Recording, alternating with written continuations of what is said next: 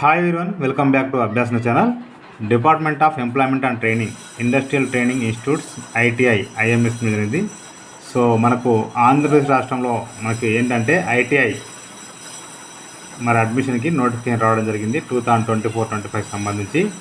Video కనుక పూర్తిగా చూసినట్లయితే వివరాలను తెలుసుకోవచ్చు. నేను ఇచ్చే ఇన్ఫర్మేషన్ మీకు నచ్చితే తప్పకుండా అభ్యాసన ఛానల్ సబ్స్క్రైబ్ చేసుకోండి. మనం చూస్తున్నది official website department of employment and training, industrial training institutes, ITI, IMS. So ఇక్కడ మీరు చూసినట్లయితే మనకి ముందుగా ఇక్కడ హోము ఐటీఐ ప్రొఫైల్ ఇచ్చారు కండి. ఇక్కడ ఐటీఐ ప్రొఫైల్ క్లిక్ చేస్తే ఓపెన్ అయిపోతుంది. చూద్దాం ఒకసారి. ఇక్కడ మీరు చూసినట్లయితే ప్రొఫైల్లో ఏం లేదండి, ఇక్కడ సెలెక్ట్ డిస్టిక్ అన్నారు కదండి. సో ఏ డిస్టిక్ ఉంటే ఆ డిస్టిక్ సెలెక్ట్ చేసుకోవచ్చు. ఇక్కడ నేనైతే ఇంతకుముందు మరి చూసినట్లయితే సో సపోజ్ ఇప్పుడు నేను ఇక్కడ అనకాపల్లి పెడుతున్నాను. ఇక్కడ గౌ టు ప్రైవేటు సబ్మిట్ చేస్తాను. సో అట్లా చేయగానే మనకు అన్నీ కూడా ఓపెన్ అవుతాయండి. ఓకేనా అండి.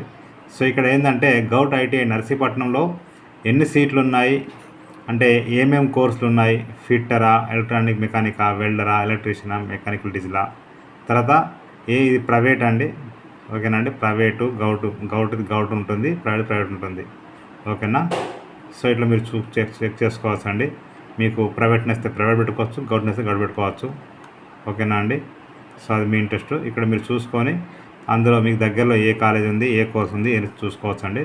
ఇక తర్వాత ఇక్కడ చూసినట్లయితే స్టూడెంట్ రిజిస్ట్రేషన్ ఓన్లీ అంటున్నారండి. ఇది ఓన్లీ రిజిస్ట్రేషన్ మాత్రమే. క్లిక్ చేస్తే ఓపెన్ అయిపోతుంది. సో ఇక్కడ రిజిస్ట్రేషన్ ఓన్లీ అన్నారు కదండి. ఇది మనకు ఇక్కడ చూసినట్లయితే ఇక్కడ స్టూడెంట్ రిజిస్ట్రేషన్. ఓకేనా.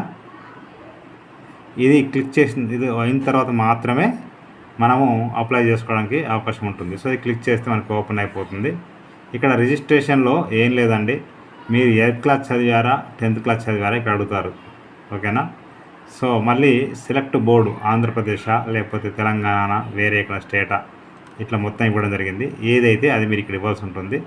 తర్వాత మీ ఎస్ఎస్సి చదివారా, 8th చదివారా అంటే కొన్ని కోర్సులు 8th క్లాస్తో ఉంటాయి, కొన్ని వచ్చేసి 10th క్లాస్తో ఉంటాయి. కాబట్టి ఇక్కడ మీకు ఏదైతే స్టేట్ పెట్టిన తర్వాత ఇక్కడ మీ యొక్క ఎస్ఎస్సి లేదా 8th class hall ticket number, rule number ఇక్కడ ఇవ్వాల్సి ఉంటుంది.